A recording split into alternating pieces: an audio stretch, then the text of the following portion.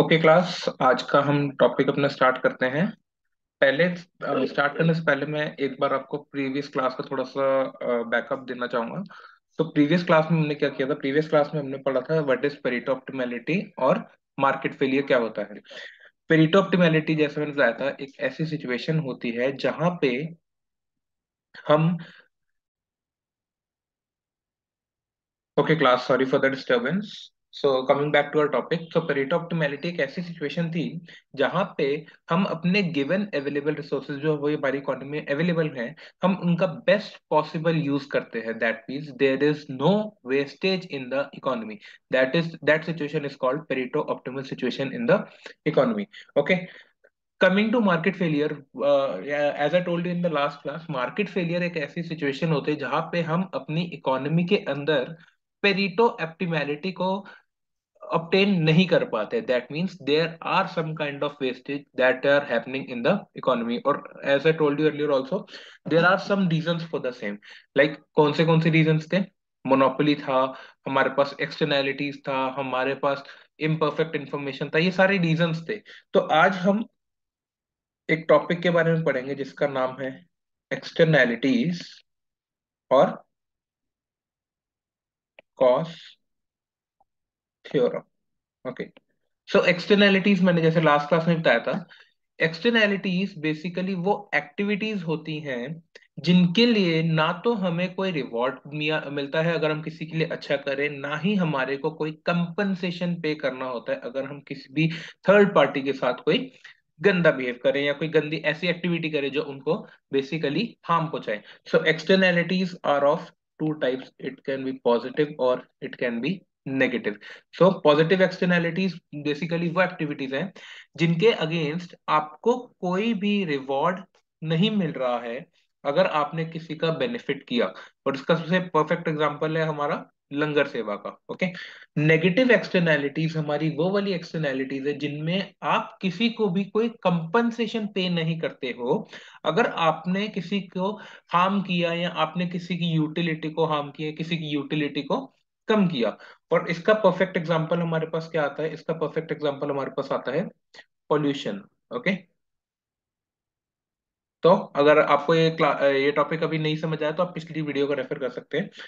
Coming to cost theorem, cost theorem basically किसने हमारे को दी थी? ये हमारे को दी थी रोनाल्ड कॉस ने। The theorem is given by Ronald cos.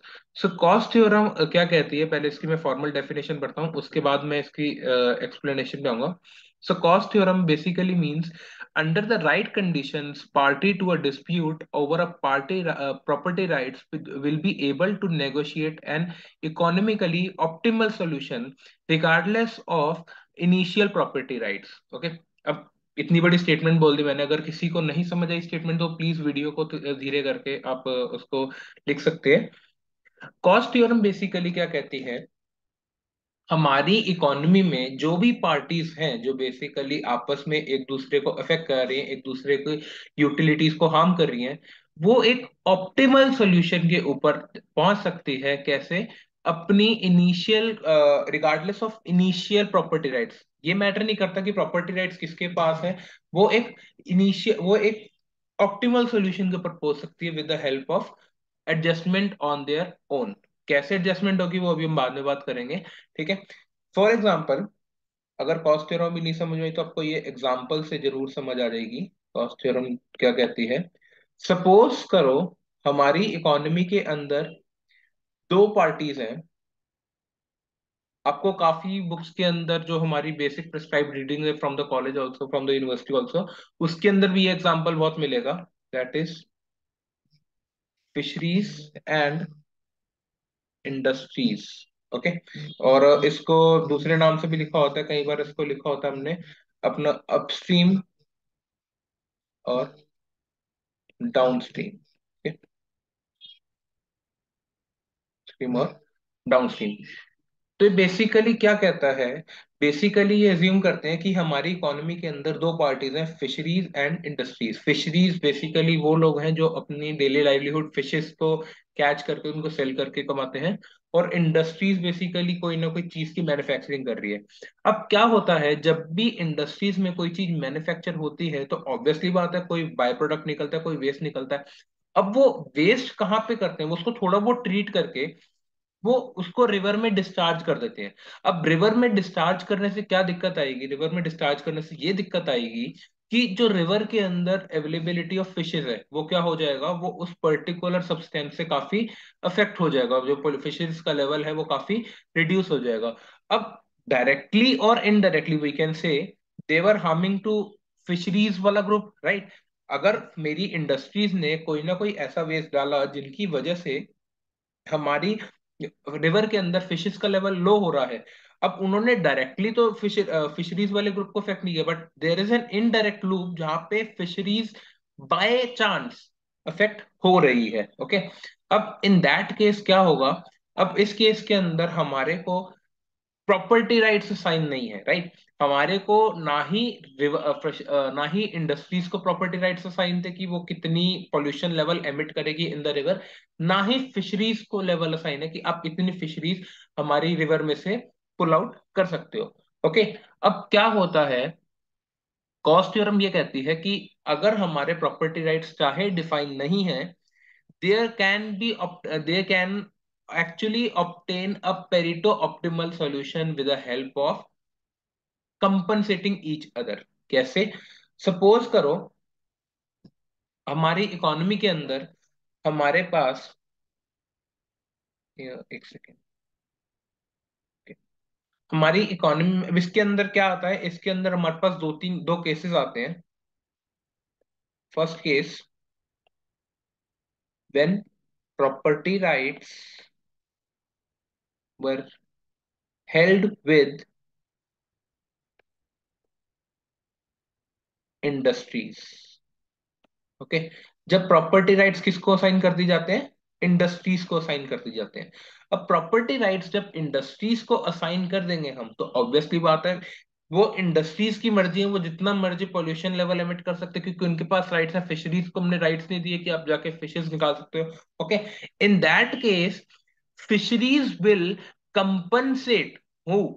Fisheries will compensate or pay the compensation to industries only to start fishing from the river. That means fisheries हमारी इंडस्ट्रीज को पे करेंगी कि आप लोग अपना जो एमिशन लेवल है उसको थोड़ा सा प्लीज रिड्यूस कर दीजिए, जिससे कि हमारे लिए थोड़ी सी फिशरीज रह जाए रिवर के अंदर। ओके, और वो कब तक पे करेंगी उसके लिए हम एक कंडीशन पढ़ेंगे आगे जाके, जो हमारी एफिशिएंट लेवल ऑफ कंडीशन होती है हम उसको पढ़ेंगे।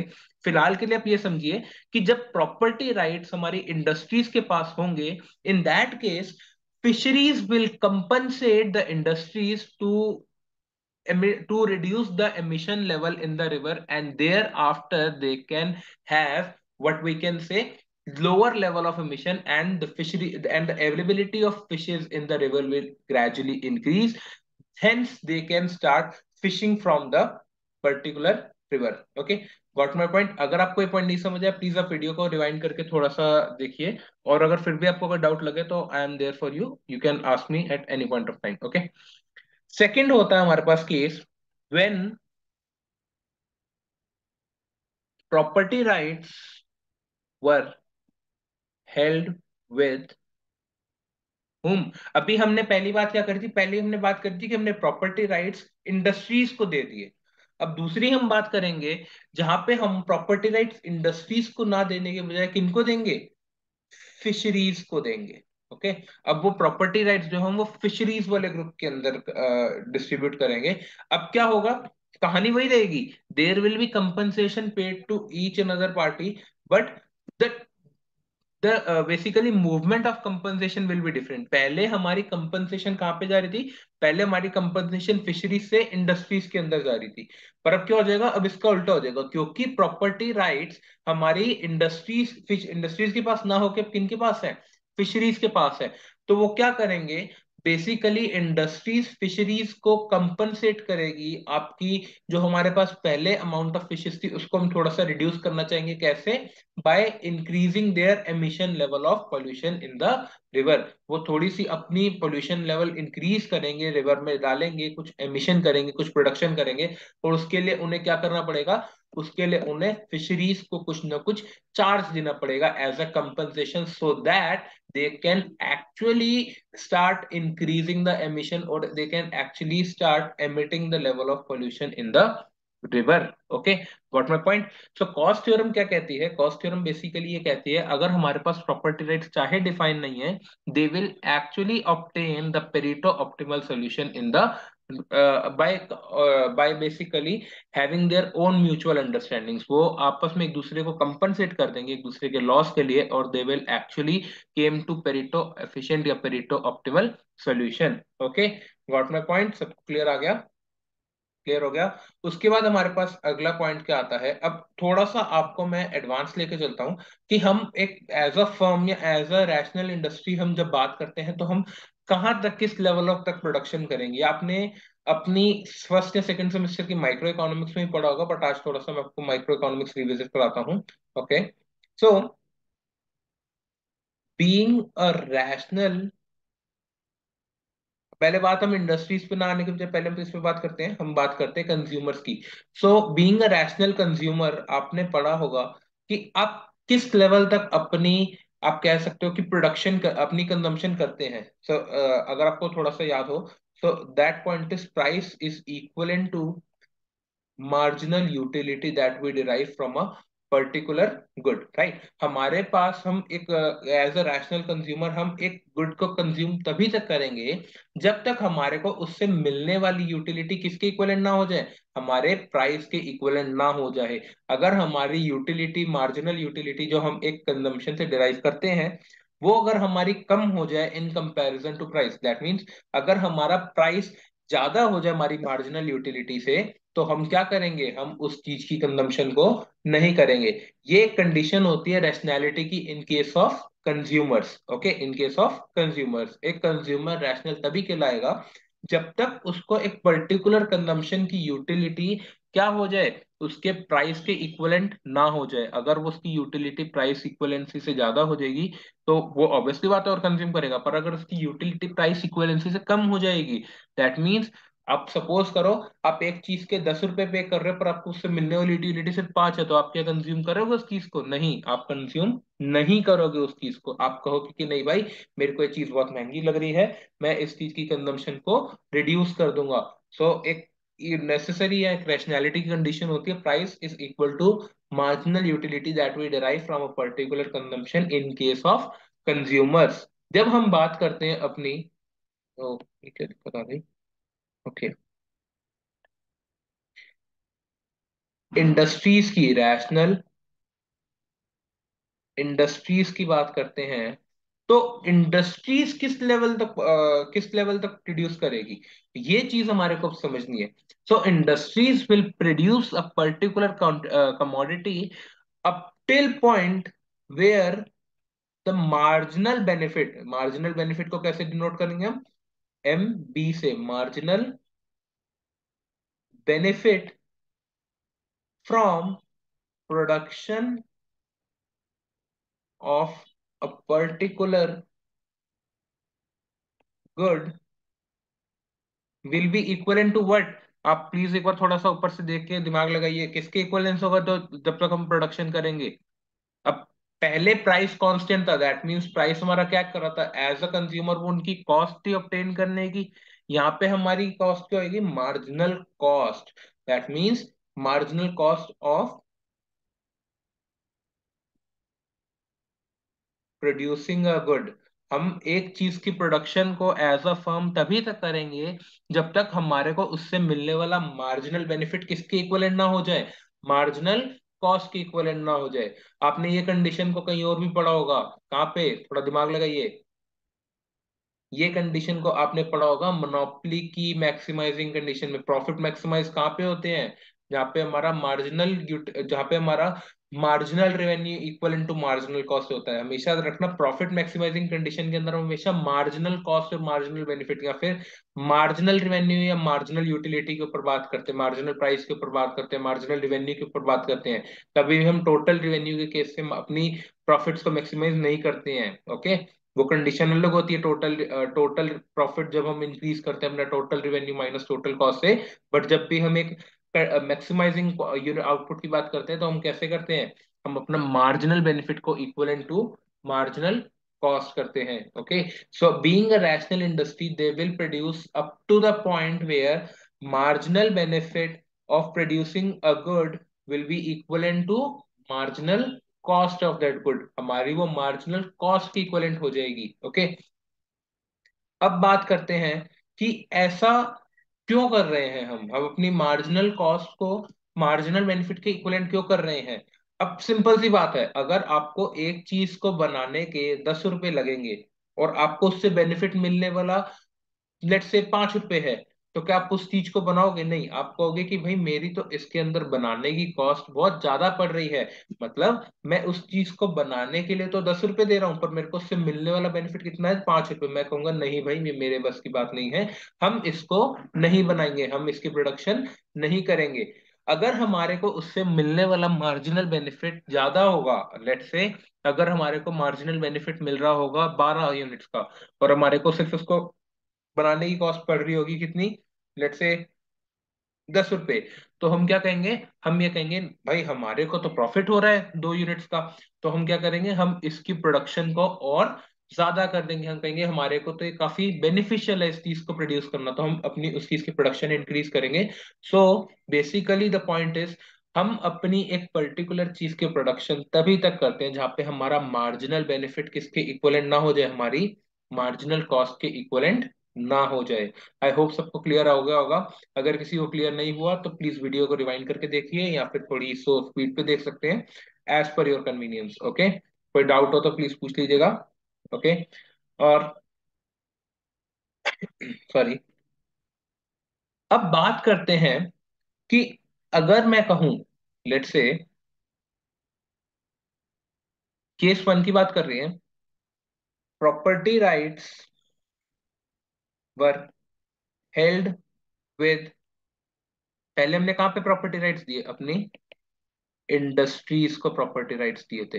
पहले हमने कहा हम अपनी इंडस्ट्रीज को प्रॉपर्टी राइट्स दे रहे हैं, इन दैट केस क्या होगा, अब क्योंकि सारे प्रॉपर्टी राइट्स इंडस्ट्रीज के पास हैं, तो हमारी जो फिशरीज हैं वो कंपनसेट करेंगी किनको, हमारी इंडस्ट्रीज को कंपनसेट करेंगी to start fishing, like to leave certain amount of fishes in the river by not polluting, by not emitting that much amount of emission which reduces the fishes level। यानी कि fisheries वाला group क्या कहेगा कि भाई industries आप थोड़ा अपना एमिशन लेवल, जो आप अपना आउटपुट बना रहे हैं उसको थोड़ा कम कीजिए, जिससे कि हमारे जो फिश रिवर के अंदर पोल्यूशन लेवल है वो थोड़ा कम होगा और हमारे लिए फिशेस की अवेलेबिलिटी हमारी रिवर के अंदर ज्यादा हो जाएगी। ओके, सो फर्स्ट केस में हमने क्या कहा था, हमारे पास हमारी इंडस्ट्रीज के पास प्रॉपर्टी राइट्स हैं। ओके, अब क्योंकि जब हम बात करते हैं तो ऑब्वियसली बात है, जब फिशरीज वाला ग्रुप फिशिंग करेगा तो उनको कोई ना कोई मार्जिनल बेनिफिट डिराइव होगा फ्रॉम दैट फिशिंग, राइट। वो किसी ना किसी पर्टिकुलर प्राइस के ऊपर अपनी फिशेस को मार्केट में सेल करेंगे तो उनका वो क्या होगा, उनका वो मार्जिनल बेनिफिट होगा। अब क्योंकि उनकी कुछ प्राइवेट कॉस्ट होगी, यहाँ पे हमने कॉस्ट को मार्जिनल कॉस्ट कंडीशन वही रहेगी हमारी, बट हमारी यहाँ पे कॉस्ट अब दो टर्म्स के अंदर डिवाइड हो जाएगी, एक होती है मार्जिनल प्राइवेट कॉस्ट और एक होती है मार्जिनल एक्सटर्नल कॉस्ट। ठीक है, अब मार्जिनल प्राइवेट कॉस्ट क्या होती है, मार्जिनल प्राइवेट कॉस्ट बेसिकली वो वाली कॉस्ट है जो एज अ फिशेज वाले ग्रुप को थोड़ी बहुत अपनी कॉस्ट इनकर करनी पड़ती है अपने लेवल के ऊपर to obtain that particular fishes in the from the river. Okay, जैसे फिशरीज को कोई कांटा चाहिए, फिशरीज को कोई धागा चाहिए, फिशरीज को नेट चाहिए, फिशरीज वाले ग्रुप को बोट चाहिए, या फिर डिफरेंट डिफरेंट टाइप की जो कॉस्ट जो उनको इनकर करनी पड़ेगी, राइट, किसके लिए, अपनी फिशेस को ऑब्टेन करने के लिए, तो वो क्या होगी, वो उस केस में होगी हमारी मार्जिनल प्राइवेट कॉस्ट प्लस अब एक और कॉस्ट इनकर हो जाएगी, एक और कॉस्ट एफिलेट हो जाएगी फिशरीज को। ये तो कॉस्ट इनकी रहेगी मार्जिनल प्राइवेट कॉस्ट, बट उसके साथ एक और कॉस्ट इनकर होगी। वो हमारी कॉस्ट कौन सी होगी? वो होगी हमारी मार्जिनल एक्सटर्नल कॉस्ट। वो होगी हमारी मार्जिनल एक्सटर्नल कॉस्ट। मैं लिख देता हूं, मार्जिनल प्राइवेट कॉस्ट ये होगी हमारी marginal external cost. Marginal external cost, okay. Marginal external cost basically वो वाली कॉस्ट है जो फर्म, जो इंडस्ट्री, जो फिशरीज वाले ग्रुप को पे करनी होगी। किनको? इंडस्ट्रीज को, ओके। जो वो फिशरीज वाले ग्रुप पे करेंगे इंडस्ट्रीज को कि भाई आप अपना थोड़ा एमिशन लेवल को रिड्यूस कर दीजिए, कम कर दीजिए, जिससे हम जो है फिशेस ज्यादा पहले से ज्यादा पकड़ में, हमारे लिए थोड़ा लेवल ऑफ आउटपुट फिशरीज का रहे, हम फिशरीज पहले से ज्यादा पकड़ पाए। वो होती है हमारी क्या? वो होती है हमारी मार्जिनल एक्सटर्नल कॉस्ट। अब एक बार दिमाग लगाइए, मार्जिनल एक्सटर्नल कॉस्ट कितनी होगी? एक बार दिमाग लगाइए कि मार्जिनल एक्सटर्नल कॉस्ट कितनी होगी। चलो मैं बताता हूँ। मार्जिनल एक्सटर्नल कॉस्ट बेसिकली वो वाला अमाउंट होगा, या फिर तुम कह सकते हो कि वो वैल्यू होगी यूनिट्स ऑफ आउटपुट्स की, जितना वो रिड्यूस करेंगे, ओके, जितना इंडस्ट्रीज रिड्यूस करेंगी। क्योंकि लेट से अगर फर्म पहले, सॉरी, फर्म पहले 100 यूनिट्स प्रोड्यूस कर रही थी, जो इंडस्ट्रियल फर्म थी वो पहले 100 यूनिट्स प्रोड्यूस कर रही थी। अब क्योंकि फिशरीज चाहती है कि हम अपना लिख देते हैं 100 यूनिट्स ऑफ इंडस्ट्रियल प्रोडक्शन। अब क्योंकि फर्म चाहती है, फिशरीज चाहती है कि हम अपना थोड़ा लेवल ऑफ आउटपुट क्या करें, रिड्यूस करें, राइट। हम अपना लेवल ऑफ आउटपुट थोड़ा सा रिड्यूस करें जिससे फिशरीज भी रहे हमारी रिवर के अंदर। उन्होंने कहा, फिशरीज ने कहा कि आप 100 यूनिट्स ना प्रोड्यूस करके लेट से 60 यूनिट्स प्रोड्यूस कीजिए, ओके। तो कितने का डिफरेंस रहा उनके as a industrial point of view? उनको 40 यूनिट का घाटा हो गया, राइट। तो मार्जिनल एक्सटर्नल कॉस्ट यहाँ पे क्या होगी? 40 यूनिट्स, क्या, 40 units multiplied by each value of unit. ये होगी हमारी यहाँ पे क्या? Marginal external cost. बेसिकली कहने का मतलब ये है कि मार्जिनल एक्सटर्नल कॉस्ट वो वाली कॉस्ट होगी जहां पे जो फिशरीज को इनकर करनी पड़ेगी होगी, किसके लिए? इंडस्ट्रीज का लेवल कम कराने के लिए। जितने भी अमाउंट से वो अपनी एमिशन चार्जेस या एमिशन लेवल कम कराएंगे, उतने का उनको पे करना पड़ेगा टू द इंडस्ट्रीज की भाई हाँ, आप ये चाह रहे हो कि हम कुछ ना कुछ फिशरीज पकड़े, तो हमारे को कुछ ना कुछ पे करना होगा। तो इन दैट केस हम, हमारे पास थोड़ा सा ऊपर आते हैं, हमारी जो एक from a fisheries point of view, from a fisheries point of view हमारे पास जो एक कंडीशन आ जाएगी वो क्या आ जाएगी? Marginal benefit is equivalent to marginal private cost plus marginal external cost. इसको हम जब सम करके लिखते हैं तो हमारा उसकी समेशन क्या होती है? हम ये लिखते हैं, marginal benefit is equal to marginal social cost, okay। marginal social cost, एक firm, sorry, fisheries firm will produce up to the point where this condition will occur, okay. एक फिशरीज तभी तक प्रोड्यूस करेगी जहां तक उसका मार्जिनल बेनिफिट किसके equivalent ना हो जाए? मार्जिनल सोशल कॉस्ट के इक्वलेंट ना हो जाए। और सोशल कॉस्ट कौन सी दो चीजें इंक्लूड करेगी? हमारी मार्जिनल प्राइवेट कॉस्ट भी इंक्लूड करेगी और हमारी मार्जिनल एक्सटर्नल कॉस्ट भी इंक्लूड करेगी, ओके। आई होप सबको क्लियर हो गया होगा, राइट। इसका डायग्राम बहुत इंपॉर्टेंट है, डायग्राम प्लीज ध्यान से समझिएगा। कोई डाउट हो तो आप मेरे को पूछ सकते हैं बाद में क्लास के। That is called marginal benefit.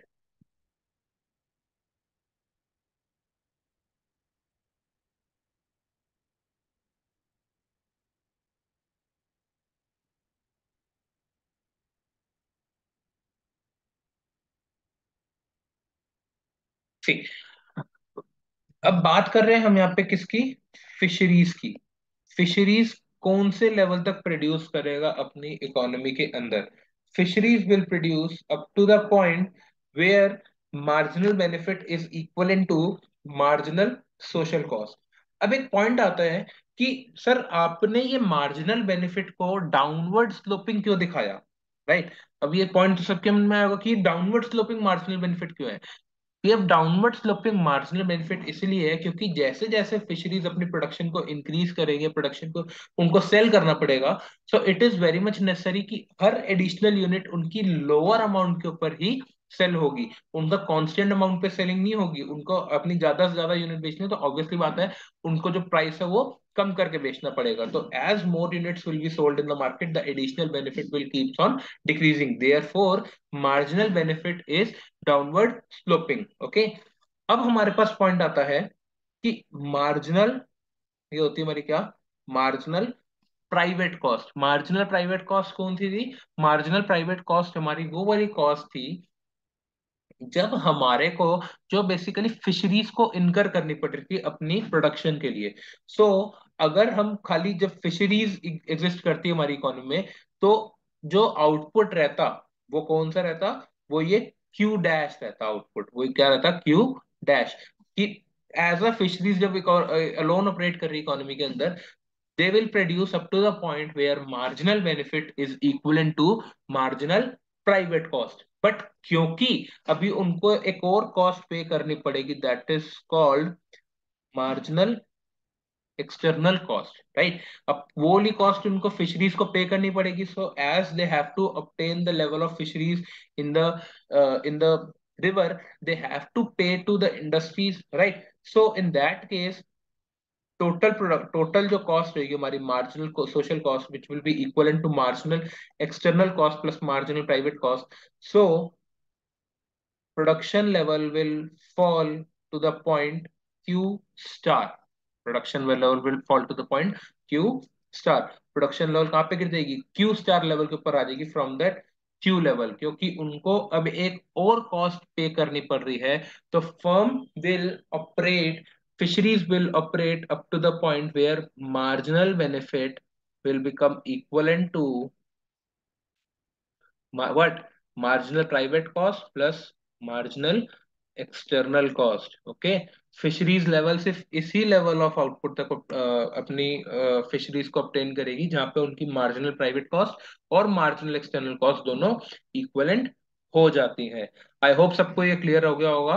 Next class में हम क्या करेंगे, नेक्स्ट अभी तो हमने क्या किया कि अभी हमारे पास इंडस्ट्रीज के पास प्रॉपर्टी राइट्स थे। नेक्स्ट क्लास के अंदर हम बात करेंगे जहाँ पे हमारे प्रॉपर्टी राइट्स किसके के पास होंगे? हमारी फिशरीज के पास होंगे। ठीक है जी।